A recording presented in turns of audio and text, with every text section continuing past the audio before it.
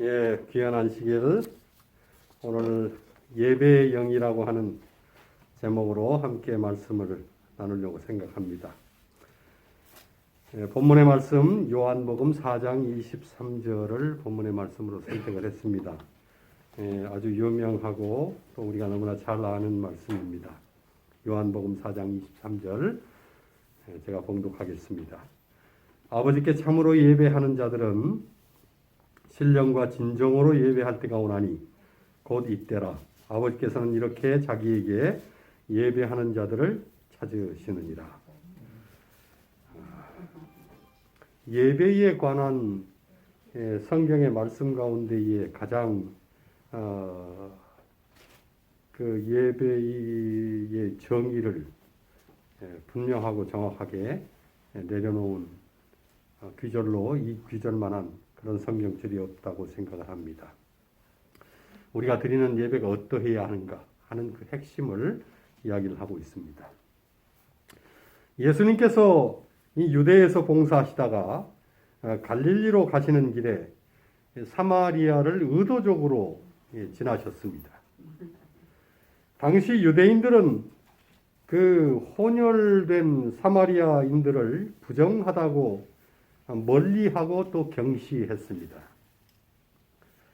유대인들은 자신들을 단일 선민이라고 여겼기 때문에 이 여러 족속들과 이 혼혈된 사마리아인들과는 상종도 하지 않고 또 사마리아 쪽으로는 심지어 고개도 돌리지 않는다고 얘기할 정도였습니다. 그래서 유대인들은 유대에서 갈릴리로 내려갈 때에 이 중간에 끼어 있는 사마리아를 피하기 위해서 갈릴리 해변가를 따라서 쭉 돌아가든지 아니면 내륙인 반대편 베레아를 통해서 가고는 했습니다. 그런데 예수님께서 제자들과 함께 이제 유대에서 갈릴리로 내려가시면서 보통 유대인들이 따라갔던 그 행로를 벗어나서 제자들이 좀 주저할 만한 길인 사마리아로 직통을 하셨습니다. 예수님께서 갈릴리로 내려가면서 사마리아를 직통하려고 걸어갈 때에 그 뒤를 따라가던 제자들은 멈칫 했을 것입니다. 그 길은 유대인들이 가지 않는 길인 것입니다. 유대인들은 그 길은 피해가야 되는 길이라고 생각을 하고 있는 그 길을 예수님께서 그냥 가시는 것입니다. 그런데 그런 모습 속에서 우리는 예수님의 의도적인 그분의 마음을 엿보게 됩니다. 일부러 그리 가신 것입니다. 그 이유는 사마리아의 수가성에 사는 한 여인을 만나기 위함이었습니다. 그리고 사마리아의 수가성에 가서 우물가에서 실제로 그 여인을 만났습니다. 이 여인은 과거에 남편이 5이나 있었던 불행한 여인이기도 하고 유대인들의 눈에는 부정한 여인이기도 했습니다. 동네의 모든 사람들이 이 여인에게 손가락질을 했습니다. 사마리아 사람들조차도 같은 동족임에도 불구하고 결혼을 5번이나 한 이 여인에 대해서 그렇게 좋게 평가하지 않는 것입니다. 이 여인의 일생은 정말 기구하고 비참한 그런 일생이었습니다. 보통 여인들은 아침이나 저녁에 식사 준비를 위한 물을 깃기 위해서 이 아침 또는 저녁에 우물가에 나왔습니다. 그러나 이 여인은 사람들의 눈을 피해야 되는 것입니다. 본인 스스로도 자신의 그 삶에 대한 그런 이 부정적인 생각, 자기 피해 의식이 있었기 때문에 사람들의 시선을 마주할 자신이 없는 것입니다. 그래서 사람들의 눈을 피해야 됐기 때문에 아무도 오지 않는 가장 뜨거운 정오에 혼자 물을 들어 나오는 것입니다. 누구하고 어울리도 못하고, 그리고는 거의 소외된 그런 상황에서 따돌림을 받는 것처럼 그런 삶을 살아가는 것입니다. 아무도 이 여인의 아픔에 대해서, 아무도 이 여인의 고통에 대해서 감싸주거나 이해하지 않았습니다. 어쩌면 지금 우리가 살고 있는 이 시대에도 5번 결혼을 했다고 하면 그런 여자가 기대거나 설 곳은 없을지 모릅니다. 더구나 유대인들이 이런 사마리아 여인을 알게 된다면 상종도 하지 않을 것입니다. 그런데 그런 그 유대인들이 갖고 있는 사고를 아주 파격적으로 깨트리는 그런 일을 예수님께서 하신 것입니다.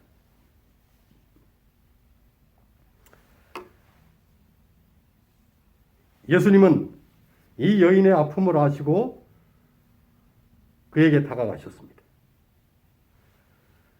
사실 이 여인을 비난하고 외면할 자격이 있는 사람이 있다면 누굽니까?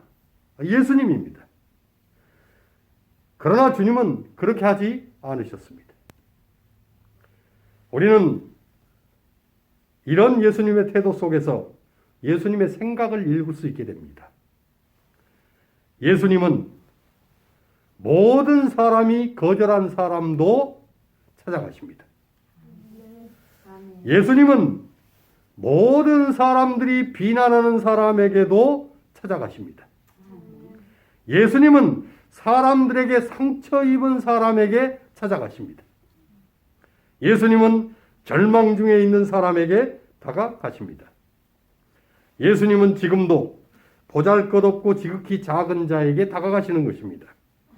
억울한 그런 사람들, 버림받은 사람들, 형편없는 사람들, 연약한 사람들, 약자들, 소외된 사람들, 힘이 없는 그런 사람들, 병든 자들, 슬픈 자들, 고통당하는 자들, 외로운 자들을 찾아가십니다.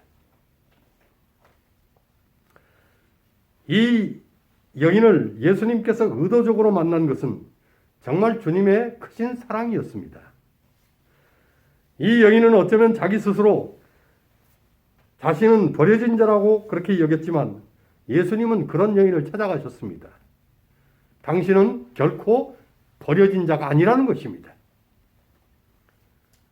혹시 다른 사람이 너를 버리고 네 자신도 너를 버렸다고 생각할지 모르지만 누구는 절대 버리지 않는다는 거예요.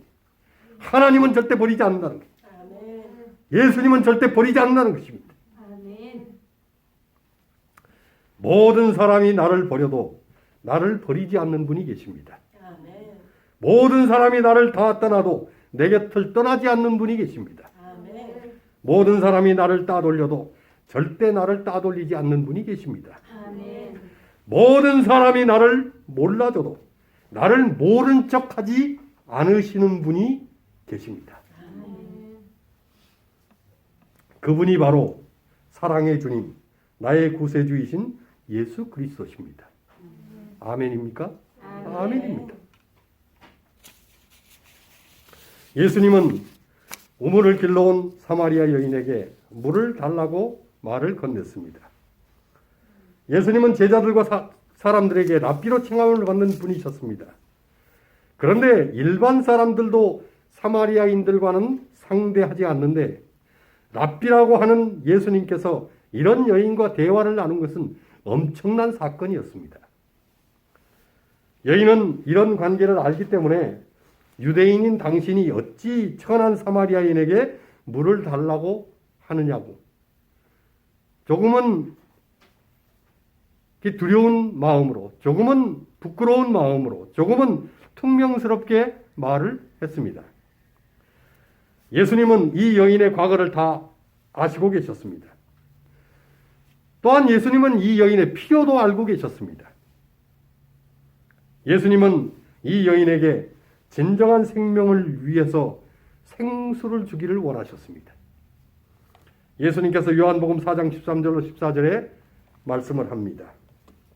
이 물을 먹는 자마다 다시 목마르려니와 내가 주는 물을 먹는 자는 영원히 목마르지 아니하리니 나의 주는 물은 그 속에서 영생하도록 솟아나는 샘물이 되리라.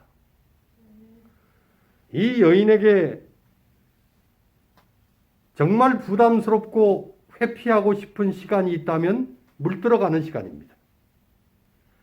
다른 시간에는 그냥 집에 혼자 박혀 있으면 되기 때문에 사람을 만날 일이 없습니다. 하지만 꼭 필요한 물을 구하기 위해서 우물을 길러 가는 시간은 피할 수가 없는 것입니다. 그런데 그렇게 노출된 장소에 갔다가 사람을 만나기라도 하면 이 여인은 즐겁을 하는 것입니다. 그래서 물 들어가는 시간이 이 여인에게는 가장 괴롭고 눈치가 보이는 그런 시간인 것입니다. 그런데 예수님께서 이 날마다 눈을 피해서 물을 길러 가야 하는 이 여인에게 영원히 목마르지 않는 샘물을 내가 준다. 그러니 귀가 솔깃한 것입니다. 이 여인은 예수님의 말씀에 깊은 관심을 가지고 그 생수를 얻기를 원했습니다. 그리고는 그런 생수가 어디 있느냐고 그런 표정으로 예수님을 뜨악하게 쳐다볼 때에 예수님께서 이 여인을 더 깊은 대화 속으로 이끌어 갔습니다. 예수님께서 갑자기 자기를 쳐다보는 그런 여인을 향해서 네 남편을 불러오라. 그렇게 얘기를 했습니다. 전혀 상관이 없는 뜬금없는 말을 툭 꺼낸 것입니다. 네 남편을 불러와라.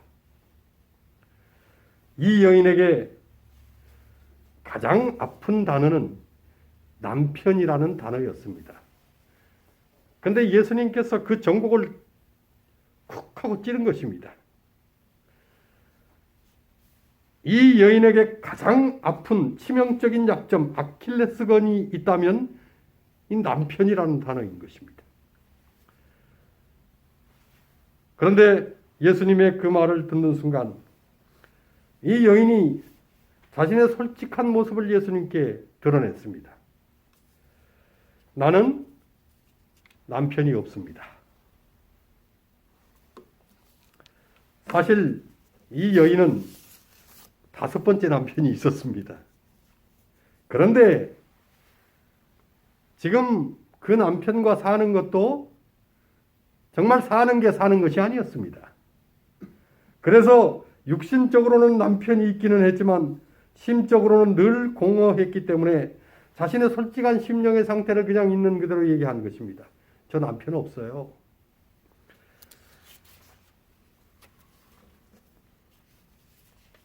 사마리아 여인의 그 내면 깊숙이에 있는 그 심정을 솔직하게 드러내 놓았을 때에 예수님께서 이제는 아주 구체적으로 그 여인의 마음을 휘집는 얘기를 합니다. 네가 남편이 5이 있었으나 지금 있는 자는 네 남편이 아니니 내 말이 참되도다. 저는 예수님의 이 말씀에 감탄을 합니다. 사실 이 여인이 어떤 마음으로 남편이 없다고 했는지는 모르겠지만 예수님은 실제로 이 여인이 지금 5번째 남편과 사는 것을 아시는 것입니다. 그렇죠? 네가 남편이 5이 있다. 그렇게 예수님께서 정확하게 얘기를 하는 것입니다. 그러니 예수님께서 이걸 알고 계시는 것입니다. 그런데 내가 다 아는데 왜 거짓말을 하느냐고 말씀하지 않으셨습니다. 예수님은 늘 긍정적인 것입니다. 그래서 비난하지 않으시고 책망하지 않으시고 더구나 상대의 결점을 지적하거나 지탄하지 않으시고 네 말이 맞다. 그렇게 이야기를 하셨습니다. 참 예수님은 멋지고 좋은 분이십니다. 네가 남편 5이 있다. 하지만 없다고 하는 것 그건 참말이다. 예수님은 긍정하는 그런 말로 그 여인의 마음 문을 여셨습니다. 굳게 닫힌 어두운 동굴에 빛이 들어가는 방법은 닫힌 문을 여는 것입니다. 문을 열기만 하면 빛이 그 안으로 들어갑니다. 이 여인이 정직하게 마음 문을 열자 그 마음 깊은 곳에 예수님의 말씀의 빛이 들어갔어요. 하늘의 빛이 들어갔습니다. 생명의 빛이 들어갔습니다. 이 여인은 자신의 과거를 훤히 아시는 예수님을 선지자로 알게 됐습니다. 그리고는 예수님께 묻고 싶은 질문이 하나 머리에 떠오르게 됐습니다. 이분이 선지자라면, 선지자는 하나님의 말씀을 대언하는 사명을 가진 사람입니다. 그래서 이 여인은 하나님의 말씀을 대언하는 그런 선지자라면 이런 궁금했던 것에 대한 답변을 해줄 수 있지 않을까. 그렇게 생각하고는 신앙적인 질문을 떠올리고 그 질문을 예수님께 던졌습니다. 예배를 드리는 장소에 관한 것이었습니다. 사마리아인들은 그리심산에서 예배를 드려야 한다고 말을 하고 유대인들은 예루살렘에서 예배를 드려야 한다고 말을 했습니다. 그 중에 어떤 예배가 더 진짜 예배냐? 라고 질문을 드렸습니다. 우리는 이 여인의 질문을 통해서 인생에 굴곡이 많기는 했지만 그로 인해서 하나님을 찾고자 하는 마음도 있었음을 알게 됩니다. 남편에 대한 얘기를 하고 있다가 자기 자신의 지금 상태를 정확하게 꿰뚫어 아시는 분이라면 선지자가 분명하다. 그리고는 신앙적인 얘기를 질문을 한 것입니다. 그 질문을 통해서 이 여인이 영적인 것에 대한 관심도 그 마음에 있는 그런 사람이라는 것을 우리는 발견하게 됩니다. 그래서 그리심산에서 예배하는 것과 예루살렘에서 예배하는 것과 어떤 예배가 더 좋은 예배고 진짜 예배냐? 그렇게 질문을 던졌을 때에 예수님께서 아주 부드럽고 애정어린 그런 목소리로 장소가 아니라 자세와 태도가 중요하다고 말씀을 하셨습니다. 그리고는 오늘 본문인 요한복음 4장 23절을 말씀을 하신 것입니다. 하나님께서는 예배하는 자를 찾는다. 그 예배하는 자는 신령으로 예배하는 사람, 진정으로 예배하는 사람을 찾는다는 것입니다. 예수님께서 예배의 중요한 2가지를 언급을 하십니다. 첫째는 신령으로 예배하라는 것입니다. 영어로는 in spirit. 영 안에서 예배를 드려야 한다는 것입니다. 여기에 영은 사람 안에 있는 영입니다. 동물에게는 영이 없습니다. 오직 사람에게만 영이 존재합니다. 사람은 하나님과 교제할 수 있는 영이 있는 것입니다. 그래서 그 영으로 하나님을 예배해야 한다는 것입니다. 영으로 찬양해야 합니다. 영으로 기도해야 합니다. 그래서 고린도전서 14장 15절은 이렇게 말씀을 합니다. 그러면 어떻게 할까? 어떻게 할꼬? 내가 영으로 기도하고 또 마음으로 기도하며 내가 영으로 찬미하고 또 마음으로 찬미하리라. 마음으로 그리고 영으로, 마음으로 그리고 영으로 그렇게 기도하고 그렇게 찬미해야 한다는 것입니다. 이 영으로 기도하고 영으로 찬미하고 영으로 예배한다는 것, 이게 도대체 뭘까? 뭐 어떤 신학적인 깊이 있는 그런 이야기를 드릴 마음이 없습니다. 성경절 2개만 제가 찾겠습니다. 로마서 8장 9절 그리고 16절입니다. 여기 사도 바울이 이렇게 말씀을 합니다. 만일 너희 속에 하나님의 영이 거하시면 너희가 육신에 있지 아니하고 영에 있나니 누구든지 그리스도의 영이 없으면 그리스도의 사람이 아니라. 성령이 친히 우리 영으로 더불어 우리가 하나님의 자녀인 것을 증거하시나니, 여기 하나님의 영, 그리스도의 영, 성령이라고 하는 단어가 나옵니다. 하나님은 영이십니다. 그것도 아주 거룩한 영이십니다. 그런데 그 거룩한 영, 하나님의 영, 예수의 영, 성령이 거하시는 곳이 있는데, 그 거룩한 영과 교통할 수 있는 그곳이 바로 사람의 영이라는 것입니다. 그래서 이 거룩한 영은 육과 교통하는 것이 아닙니다. 영과 교통을 하는 것입니다. 왜냐하면 영은 영끼리만 교통할 수 있기 때문에 그렇습니다. 그러므로 육신만으로 찬미하고 육신만으로 기도하고 육신만으로 예배하는 것은 아무런 소용이 없습니다. 왜냐하면 그것은 전혀 교감되지 않는 그런 기도 찬미 예배를 드릴 뿐이기 때문에 그런 것입니다. 육신은 결코 하나님의 영과는 교통도 교제도 하지 못하기 때문입니다.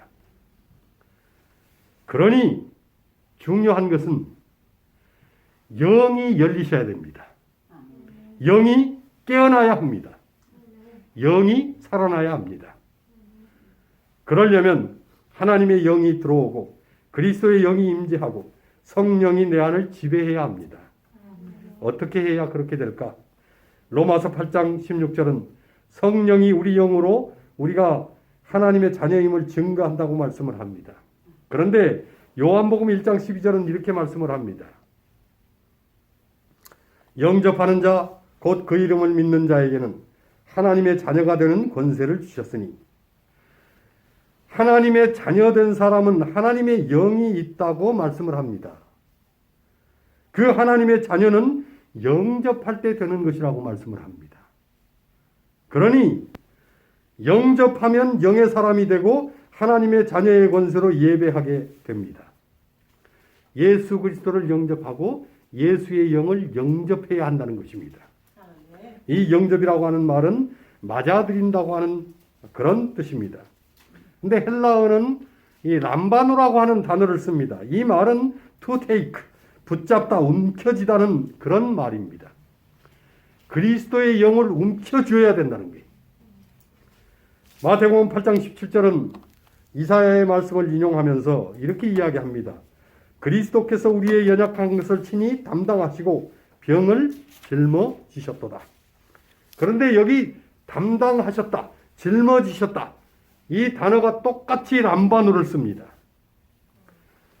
단순히 맞아들이는 정도가 아니고 그리스도의 영을 붙잡고 움켜줘야 한다는 것입니다. 아멘. 성령에 붙잡히고 사로잡혀야 한다는 것입니다. 아멘. 예배 전에, 기도 전에, 찬미 전에 하나님의 영을 영접하셔야 합니다. 아멘. 하나님의 영을 움켜쥐어야 하는 것입니다. 하나님, 내 영을 사로잡아 주시옵소서. 아멘. 예수님, 당신의 영으로 내 영을 지배하여 주시옵소서. 성령 하나님, 거룩한 영으로 내 영을 취하여 주시옵소서. 아멘. 예배를 위해서, 기도를 위해서, 찬미를 위해서 이 시간 하나님의 거룩한 영을 영접합니다. 아멘. 내 영을 담당하소서. 아멘. 내 영을 짊어지소서. 아멘. 온 마음으로 하나님의 영을 구하고 그 영을 구한 그 마음으로 예배하셔야 합니다. 아멘. 기도하실 때에도 찬미하실 때에도 그 전에 영을 구하고 영접하신 후에 그 사역을 해야 합니다. 그래야 영으로 기도하게 되고 영으로 찬미하게 되고 영으로 예배하게 되는 것입니다. 아멘. 그렇지 않으면 단지 육적인 예배만 드리고 말게 됩니다. 그런 예배는 드리고 난 후에도 아무런 감동도 감흥도 없습니다. 예배가 지루하고 지겹고 그냥 드리니까 드리는 그런 형식일 뿐이기 때문입니다. 그러나 영이 살아있어서 그 영이 살아 움직이는 예배를 드리면 감사가 있습니다. 아멘. 기쁨이 있습니다. 아멘. 은혜가 가득하고 아멘. 감동이 충만하게 되는 것입니다. 그러니 먼저 영이 열려야 됩니다. 아멘. 일단 영적으로 그렇게 준비되어서 예배를 시작하면 이 영의 역사와 영의 임재와 영의 충만을 경험하게 될 줄 믿습니다. 이것이 신령으로 영 안에서 한다고 하는 것의 뜻과 의미인 것입니다. 두 번째는 진정으로 예배하라는 것입니다. 여기 이 영어 단어에는 in truth 이렇게 말을 합니다. 진리의 말씀 안에서 예배를 드려야 한다는 것입니다. 하나님의 말씀과 상관없는 예배는 그냥 미신과 우상 숭배에 불과합니다. 예배는 사람의 이야기를 풀어놓는 것이 아닙니다. 말씀을 통해서 하나님의 뜻이 무엇인지, 말씀을 통해서 하나님의 생각이 무엇인지, 말씀을 통해서 그 깨달은 말씀에 순종을 결심하는 것, 이것이 예배인 것입니다. 예배에는 말씀이 있고 그 말씀이 우리의 감정에 터치되는 감동이 있고 그 말씀대로 살겠노라고는 지적인 동의가 있어야 합니다. 그리고 의지의 결단이 있고 순종과 실천이 있어야 하는 것입니다. 온전한 예배는 우리의 지식과 우리의 감정과 우리의 의가 모두 합쳐져서 드려지는 예배인 것입니다. 예배는 하나님의 음성을 듣는 것입니다. 예배는 하나님의 기별을 듣는 것입니다. 예배는 하나님의 말씀을 듣고 순종에까지 이르르는 것입니다. 그래서 예배는 사람을 바꾼다고 말을 하는 것입니다.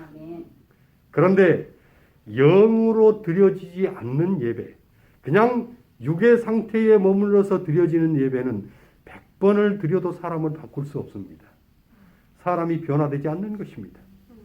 왜냐하면 영을 통해서 하나님께서 역사하시기 때문에 그 영에 감촉되지 않으면 백날 해도 변화가 일어나지 않는 것입니다. 삭개오는 예수님의 말씀을 듣고 가진 재산의 반을 내어놨습니다. 그가 가진 재산의 반을 내어놓은 것이 그게 중요한 것이 아니고 말씀을 듣고 순종하는 자리까지 갔다는 것, 이것이 중요한 것입니다. 이것이 진정한 예배인 것입니다. 감정만이 아니라 결단과 실행이 있어야 온전한 예배인 것입니다. 오늘 말씀 참 좋았습니다. 그것이 끝이 아니고 말씀대로 살겠습니다. 말씀대로 살았더니 이런 놀라운 경험이 있었습니다. 말씀대로 사니 진정한 변화가 나에게 왔습니다.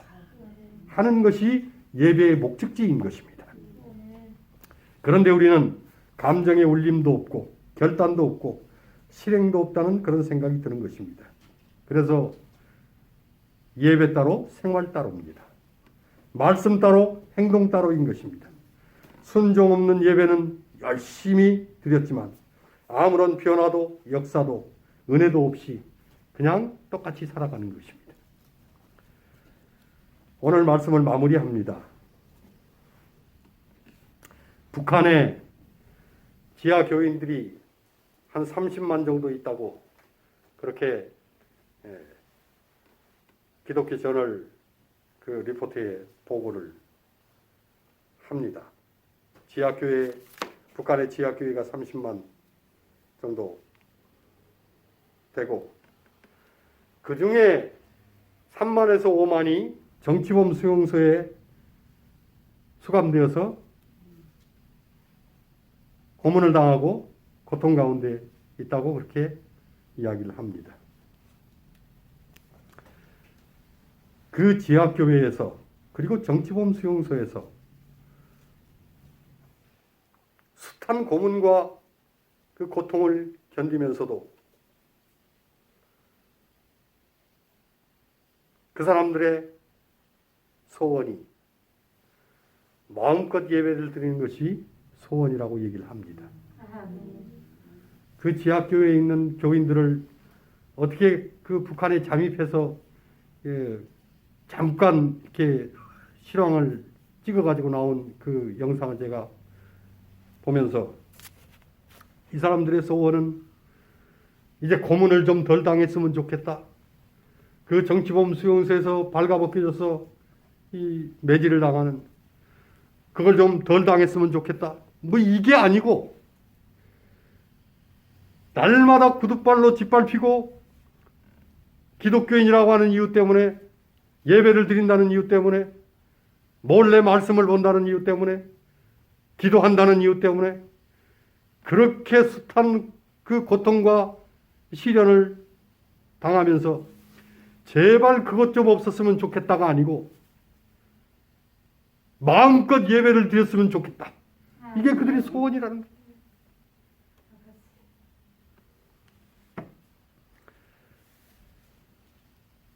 북한 지하에서 소리를 죽이고 눈물로 예배를 하는 이들이 있는 것입니다. 이들은 몸은 갇혀 있지만 신령과 진정으로 예배를 합니다. 그러나 우리는 몸은 자유롭지만 육신으로만 예배드리는 것입니다. 오늘 우리 교회 또 내 자신의 문제가 무엇인가? 영이 열리고 하나님의 성령과 내 영이 교감하는 영의 경험이 없거나 약하다는 것입니다. 영이 열린 예배가 드려지기를 간절히 원합니다. 영이 열린 기도, 영이 열린 찬미, 그런 예배가 하나님께 올려지는 그런 예배가 이 리치몬드 중앙교회, 리치몬드 우리 교인들에게 다시 되살아나고 회복되기를 원하는 것입니다. 요즘 세상이 좋아져서 한국이든 미국이든 셀폰으로 다 통합니다. 전 세계에서 지금 사용되는 셀폰이 78억 인구 중에 얼마나 될까요? 지금 세계 인구가 약 78억입니다. 에릭슨 모빌리티 리포트에 의하면 2020년 말 스마트폰 사용자가 61억 건입니다. 전 세계 인구의 뭐 2개씩 사용하는 뭐 이런 사람들을 빼면 전 세계 인구의 70%가 이 셀폰을 사용합니다. 2025년에는 세계 인구의 90%가 모바일 서비스를 제공받게 될 것이라고 그렇게 보고를 합니다. 세계 인구의 10명 중에 7명 이상이 스마트폰을 사용하고 이제 조만간에는 10명 중에 9명이 스마트폰, 즉 셀폰을 쓰게 된다는 것입니다. 저는 이 셀폰을 볼 때 참 신기한 마음이 듭니다. 이 지구촌 위로 60억 이상의 셀폰 전화가 지나다니고 있는 것입니다. 그 중에 누가 내 셀폰으로 전화하면 그 전화한 사람 그 셀폰의 주파수와 내 셀폰의 주파수가 연결되면 통화를 할 수 있게 됩니다. 전화를 건 사람이 유럽에 있건 남미에 있건 아시아에 있건 아프리카에 있건 통화가 열리고 연결이 되는 것입니다. 아멘. 하지만 내 셀폰을 켜가능합니다. 사람도 전화선 없이 주파수만으로 서로 연결하고 통화하고 말을 나눕니다. 하나님께서 영적인 주파를 가지고 계십니다. 성령의 주파수를 우리에게 끊임없이 날리고 계시는 것입니다. 그리고 서로 교제하고 서로 교통하자고 합니다. 사람과 사람도 이 주파수를 통해서 그렇게 하는데 하물며 하나님과 사람 사이에 어찌 그런 영적인 교감을 못할 이유가 있겠습니까?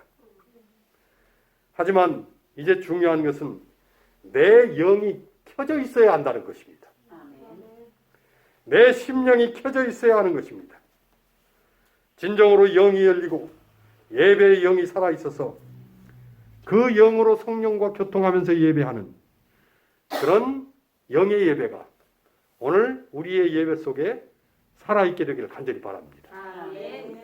또한 기도하고 찬미할 때에도 영으로 기도하고 진정으로 기도하고 영으로 찬미하고 진정으로 찬미해서 정말 하나님의 성령의 뜨겁게 하시는 그런 은혜 속에서 그 은혜의 지배를 받는 그런 예배가 우리가 드려지는 그런 예배가 되어지도록 정말 영을 구하고 또 영을 달라고 그렇게 기도하면서 영에 열린 그런 오픈된 예배가 우리의 예배가 되어져서 우리 하나님께 영광을 돌리고 그렇게 늘 교통하던 그 하나님과 영원히 하늘에서 함께 곧 살게 되는 우리 모두가 되시기를 예수님의 이름으로 간절히 축원합니다.